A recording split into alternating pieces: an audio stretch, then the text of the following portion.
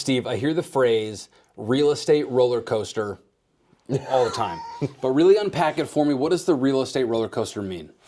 The real estate roller coaster is something I've lived and experienced my whole life. My parents were real estate agents. So the real estate roller coaster is you do the work and you think about the ride, right? The excitement, thinking about getting to the top, and then the fall and the going in and out of the loops. Well, it's the same thing in real estate. It's a constant roller coaster ride. You get on, you're excited. Everybody gets their license, they're excited. I'm gonna go show houses, I wanna make 6 figures. And they click up, they're excited, right? And they get some deals under their belt and they're under contract and they get to the top. And they've made all the money, but they forgot to do all the things that got them to the top, right? So then the drop comes. What happens with the drop? The pit of your stomach is, I don't have any money, I don't have any deals, and I have to get back on this damn ride again and go through the same pain. Yeah. Right? So the real estate roller coaster is the real estate version of living check to check. Correct. But it's really living deal to deal. It's deal to deal, and the difference in real estate is not living paycheck to paycheck. You might live 90 days to 90 days, and like you get that one big check. You sell your first $1 million house and you get a $30,000 commission check. You're like, I'm going on vacation for 90 days. And you're a baller, right? Yeah. You're a 30K millionaire all of a sudden.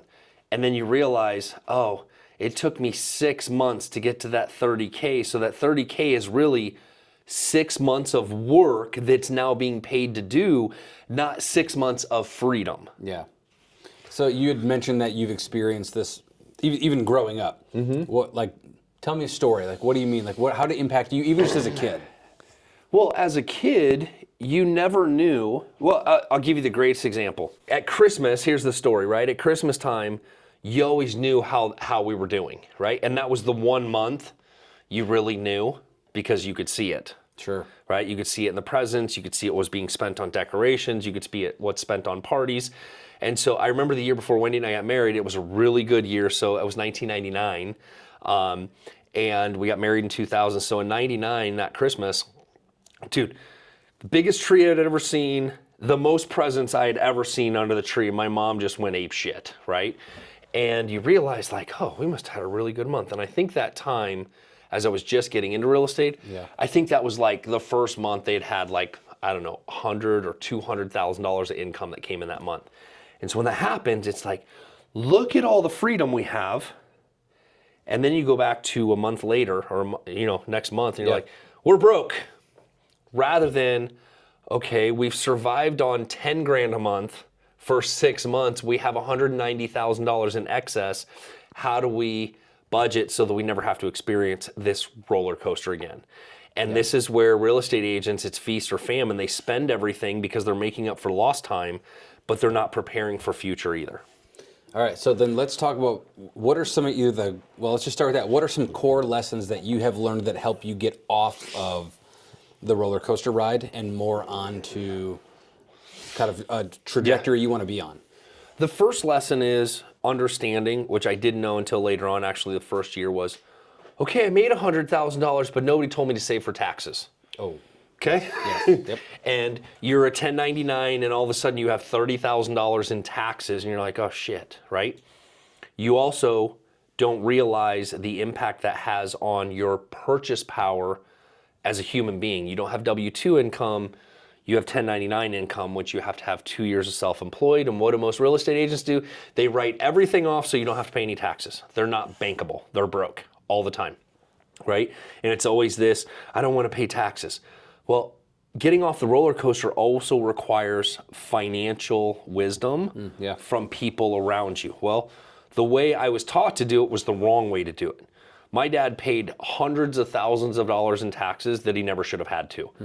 If he had sought the financial wisdom of, hey, once you get to making a certain amount of money, you want to change your tax structure from an independent contractor to a PLLC in real estate where your license is attached to a business account, and now your commissions can be paid to the business rather than you individually, then your business pays you a paycheck.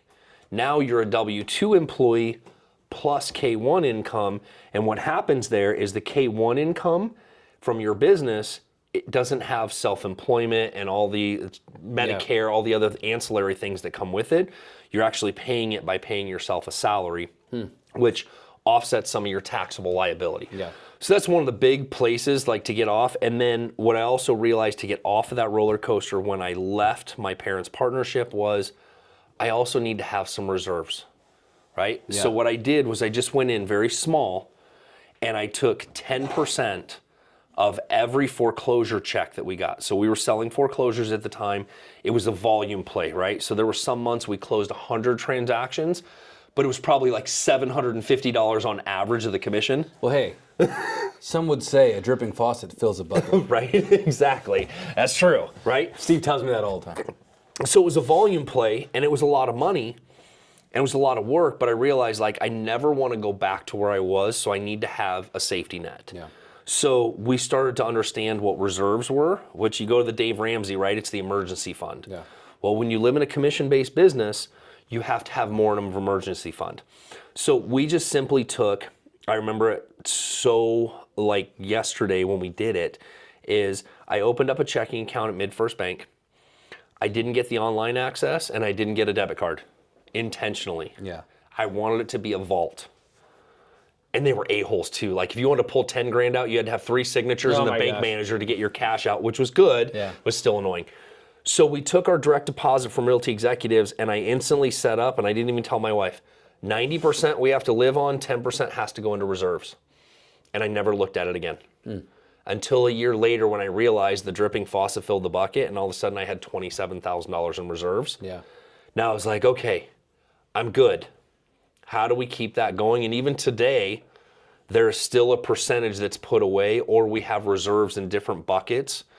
Now, it's different because they're not necessarily in savings. It's not liquid. We have it in different places, in insurance policies, in stock, in houses. So there's different reserve buckets we have now. Yeah. Nice. All right. Well, then what would you say to maybe someone who's either been in the industry for a while, but they are still on that ride, or maybe someone who's younger in the industry and they're just strapping up and they're like, this comes down like here, I just pull this bar down, right? Because they're getting ready to get on the ride. So how would you encourage them to put that in place in the real estate business now, even though they might not have any deals in the pipeline, and they might also be doing real estate part-time to try to get started and convert over full-time? There's actually a more important lesson in this, is that if you're really just going to be the traditional real estate agent and you're never going to look at all the other opportunities and ways you can create income, you're always going to be on that roller coaster, right? Unless you do some of the small things that we talked about, and then you're really just a W-2 employee that gets paid as a 1099 because you're still up and down, and there's kind of a lid on your income if you're not going to venture out into the bigger things. And what I mean by that is you can be a solo agent and do really, really well, and you can be a solo agent who also looks at all the other opportunities and ways to create income inside this business, right? And so when you start to create here's the side note in the squirrel. Everybody wants to talk about creating multiple streams of income. Yeah. And they get sidetracked on the multiple streams of income. The question is, where are the multiple streams of income with what you do? Yeah. Right? So understanding that is, when you understand there's multiple ways to create income and not everything is tied to a commission check, you then will get off the roller coaster and go, screw this ride, right? I don't want to throw up anymore. I don't want to live like this anymore. I want to see all the ways that I can create income so that I can build a train track to the destination of freedom, which is also called retirement, right? And freedom becomes a place where you get to choose who you work with, when you work with them, and how you work with them, and if you want to do it at all. So building that track is understanding that every time you start by learning the traditional side of buying and selling and learning it, and then you start to see where the opportunities lie. Where can I invest in real estate? So the first place would be, where do you buy a home that you're going to live in and convert into a rental property? And then where does the off-market fit into this business? Yeah.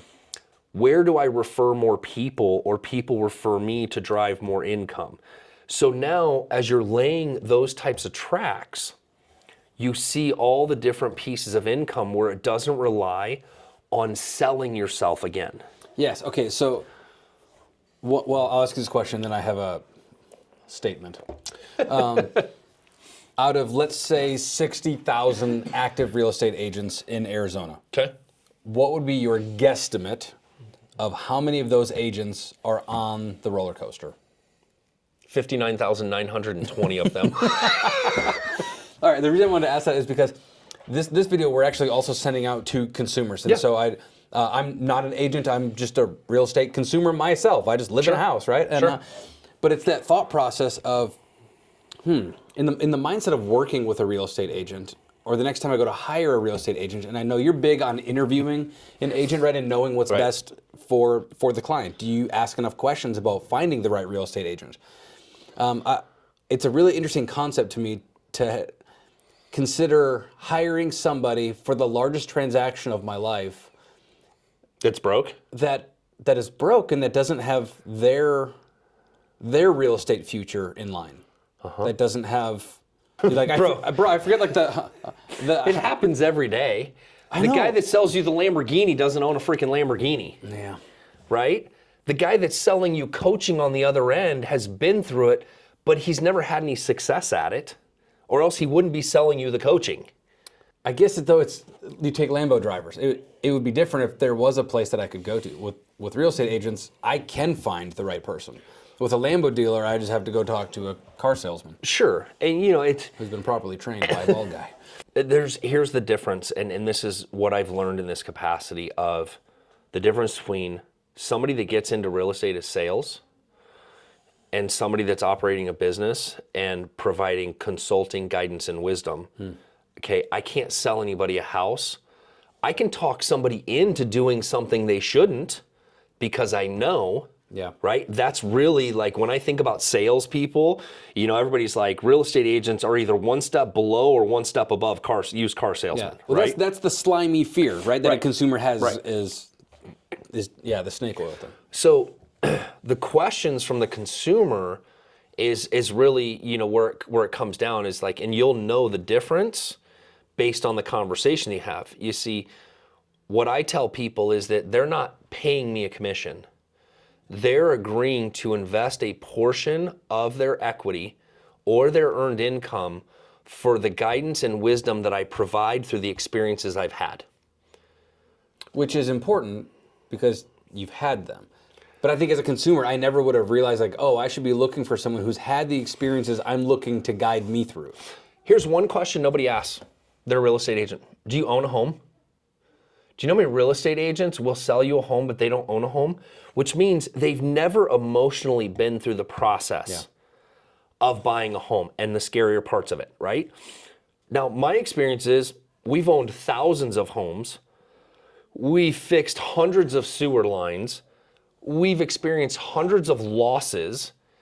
All the pieces that lead back to all my life experiences will equate to getting you where you want to go if you don't want to fight me on it. Yeah. But if you think you know better than I do, we're not a good fit. Yeah. But if you can trust that my experiences, and by the way, here is the real estate roller coaster piece, is that if you can trust my experiences over the person that does really pretty pictures and marketing, and understanding that the portion of marketing the property is about 5% of it, the 95% comes when a contract comes. Because everything that makes a difference happens from a contract to closing, not from marketing to a contract. Yeah. A monkey effing a football can do that part.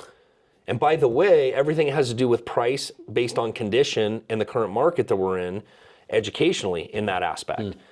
Everything else comes into, and I'll share a story with you, right? I had a client where, again, experience where I paid myself, right? We had their house on the market, second home market, it was getting close to the end of the summer. We got the house under contract, okay? At the same time it's under contract, I get a call from another agent who I know very well, says, hey, is there any chance this thing's gonna fall apart because my client sold their home and they really want this house? And I said, hey, it's currently in inspection period, but we just got the inspection request for the repairs. Let me talk with my client real quick. So I called my client and I said, hey, here's where we're at. We sold the house at 805. We have this list of unreasonable repairs because the agent the buyer hired wasn't familiar with the second home market, so the repairs they were requesting were not legitimate. So again, the person they hired screwed this up for them. So I called the client and said, hey, I've got a gamble. Do you want to take it? And he's like, tell me what it is. I said, I need to psychologically play both sides of the fence. We could end up with nothing. We could end up with an extra 20 grand in the sales price. He's like, I trust you. I trust your experience. However you want to play it. I understand we could end up with nothing, but we could end up with this. Go ahead. So I went back to the agent and I gave him all the inspections and the repair requests. And I said, hey, you guys offered $825. If you can do the $825 and you can accept it as is with these things, we're good. I don't want to cancel this one and give you the opportunity if you guys are going to come back on the inspection. So we cleared everything up front. I still had time to respond to this. And so they agreed to everything. They wrote a backup offer. It was signed, sealed, delivered before I responded to this. So we were 100% agreed to in 5 days during the inspection period. I went back to this buyer and told them we're not doing any repairs. You guys should go find another house, your choice. Now, the thing is they could have accepted that with the repairs that weren't that big of a deal. They were probably like $5 grand worth of repairs. Got a good deal on the house, closed on it. Yeah. They said no. The reason being, their agent wasn't competent enough to walk them through the pieces. So they lost that house over $5,000 worth of repairs, and they had the better deal. This client, I ended up getting $20,000 more for my client and no repairs, and it was cash and it closed before this one would have. Yeah. That was where I earned my money. How do you sell that to somebody? I can tell you the stories all day long, but until you get into it, you don't know what problems are going to arise because there's too many variables. And I'll be damned if I want somebody that's got 90 hours worth of real estate school that has to fight through as an attorney when it comes down to these things. And when you know the contract as well as I do, by the way, we've executed, 10,000 contracts in my career. There's a lot of loopholes you know how to work around, and you know how to navigate the conversation with the agent, with the seller, with the buyer to get everybody where you want them. Yeah. And that comes with experience. It doesn't come with sales training. It comes through obstacles, right? It's like, oh crap, right? I've learned so much more through things failing than I have from them succeeding. Yeah. Well, it's awesome because I know we actually are sending this video out also to just like your database of people that have done business with you and alongside you.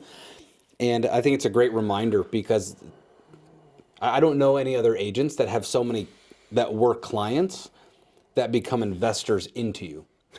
And I think that's because people discover the competency that you have in this industry, that going, oh, man, yeah, you helped me get a house, but I hadn't thought about what I was doing with the money. You can take that too? Right. Oh, you acquired more house. Oh, like it's they get to journey with you and you guide them through this whole journey versus a transactional house deal and you just move on to the next house deal. You couldn't have transitioned that, roller coaster to train any better. And it depends on what you want your career to look like. And the difference between sales, or the roller coaster and the train is that I don't get up every morning and have to resell myself to somebody. I don't have to make 100 calls to new people that don't know me to try to convince them to do something with me, right? I don't have to do that. Yeah. The average person has to get up and look for the next thing. What we've created is an ecosystem, right? And the ecosystem is, hey, if it's your first time purchase, you're an investor and I'm going to show you what comes with this and where we go and how to solve it, maybe creatively get around it, whatever. It's great when somebody comes in, they're qualified, they know what house they want to buy and we can just get through it. It's easy, right? No big deal. The other ones that are complicated are a lot of fun showing people how to do it. And this is how we've transitioned from roller coaster to here is we understand all the opportunities. And when I sit with a client, I can give them 5 to 7 options as to what to do with their house, depending on where they want to go. This person only has one path. It doesn't seem to be a path. That's like I have met already in the last couple of years too many real estate agents that have been in the business as long as you, some of them even longer than you, but they live in the loop still. Mm-hmm. Because the roller coaster is a loop. It goes round and round and round. Yeah. Where I'm trying to go in my life is not a loop. Right. I'm not trying to stay here. don't I'm wanna not trying to repeat end this. up here. Yeah. Right. And so that to me is like where the disconnect is for a lot of agents that are on the ride, because people don't want to get on the ride with you. We're trying to get to our own retirement destination. Right. And so it's helping someone that really understands how they've done that for themselves, I think, is a big picture. It's becoming, and it's the same reason that we're doing this video series, is that I've realized in life is that I have so many experiences in life and in business that I need to share more with you guys so that you understand what's actually possible and what we actually do in the business. And some of you follow on social, some of you don't. So it was really important to just kind of put this out in the piece of here are all the ways and how we get off of this and over here. And it applies whether you're a real estate agent or not. We all want to build financial train tracks. And I can help in any one of those ways, either through what I do in real estate and what I do with investors, or connecting you with the people that I've invested with, or the things that I've invested with, or the ideas that I have to help you navigate those items just like I've had to navigate. Yeah. Well, awesome. Well, remind people where they can find you on all platforms, and let's keep Instagram cooking. is Steve D. Valentine. TikTok's the same, and if that still exists when this video comes out. And then YouTube, this is more of a new thing where I really would ask that you subscribe, watch these videos, save them, share them. It's really about adding value to your life and where we can connect and how we can do business. I don't want to sell myself to you. I want to attract myself or attract you into our ecosystem so that you know what you're getting. And the fact is, it's a lifetime of wisdom and knowledge. And sometimes you get to learn from my failures, and I lost the money, and I'm going to keep you from doing it based on my experiences. I'm the risk taker. You're not. My goal is to help you navigate those risks and do better with your financial freedom. Awesome.